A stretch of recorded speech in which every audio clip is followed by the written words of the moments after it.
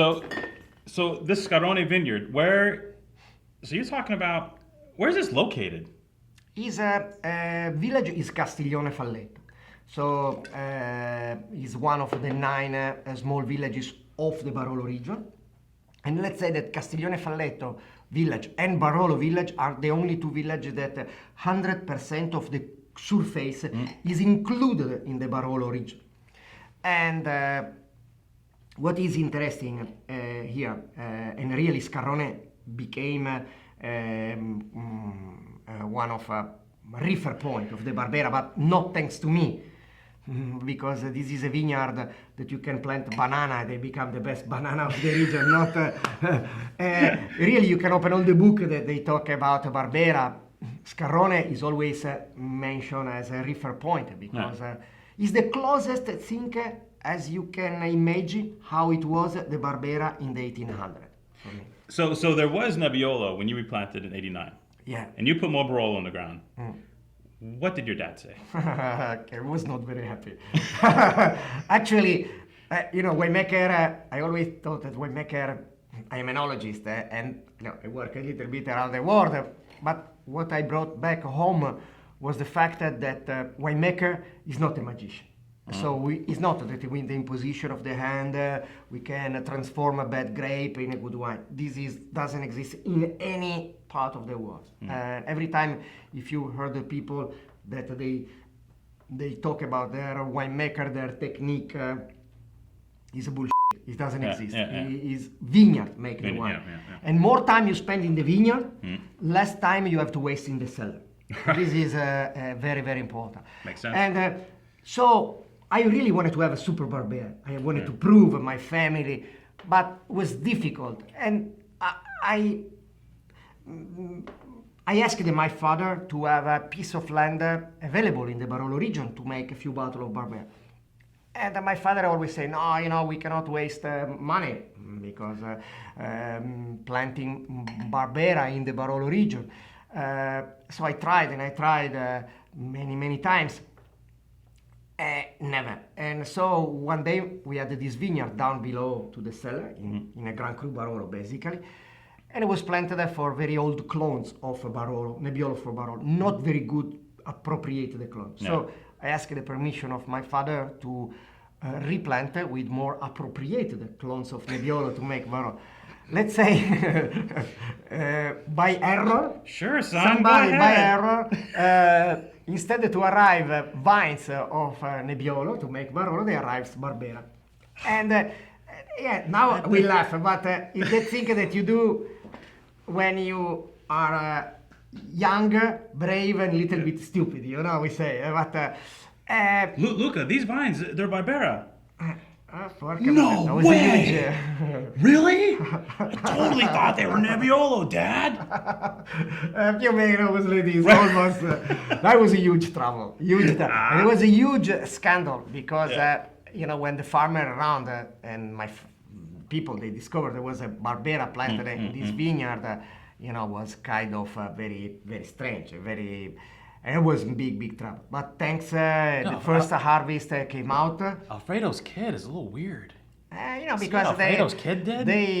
I was coming from. Actually, there was a winery, a winemaker that he said to my father, "Your son worked for a long time in California. Down there, a little bit hippies. Better that you watch out what he's doing." I always laugh right now with him, and really, thanks God, but the first Barbera that they came out, they were so much different Barbera than the one made before. Why? Because the fruit and the material was incredible. And was not a jump on the dark. I must be very honest and transparent. The reason was because because we had just next door these 2 acres of Barbera Vigna Vecchia, Scarrone, that when I made the vinification separately from the other, was a magic wine. So you were doing this number. No, I was rescued, let's say, because when I made the first wine, then, thanks God also, and to be honest, also some writers they embrace these my experiment, and because they love the fact that Barbera was coming back of how it was in the 1800s. And so really today Barbera is already one probably of the most important Italian Piemontese wine, Italian wine. So versatile. You know, because the core, and I don't know if we talked about this yet, but Barbera as a grape, it's very low in tannin, right? But very rich in acidity, but rich also in fruit and potentially color if you make it the right way. Right? So you get this fabulous, robust, dark, inky, juicy red wine, but focused. And also with this kind of earthiness in the mouth of old world wine that I like Right? very much. And it's characteristic. The success of Barbera today, and how it was before, and there are also other Barbera today, fantastic too, absolutely, is the fact that is the versatility also to do food pairing. Yeah. Because there is almost doesn't exist a known appropriated food pairing. Chef today, they use a lot of Barbera to doing, even with the fish. In the summertime, maybe the Trevigne, salmon or more oily fish, you know, with pasta, with meat. Is its characteristic. Barbera is the king of the wine for the table, for the food, and it's a wine that aged extremely very well. When it's made like this, how it was in the 1800s, it was a wine made also for long age. So, like something like the straight Scarone or the Vigna Vecchia Scarone, maybe 10 years? I just did a tasting with two tasting, but one was very interesting. There was this German writer that he wrote an article last year about saying, Barbera is a fantastic wine, but it's a wine that doesn't age. So I invited him to the cellar, and we opened a vertical tasting from 82, 85, and the oldest was 82 and the youngest was 1999, and I gave all blind.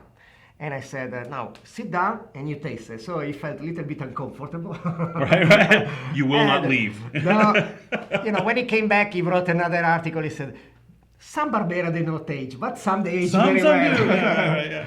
No, an example, Scarone, the 85 is unbelievable. The 1999, if you can still find some bottle around, is a killer.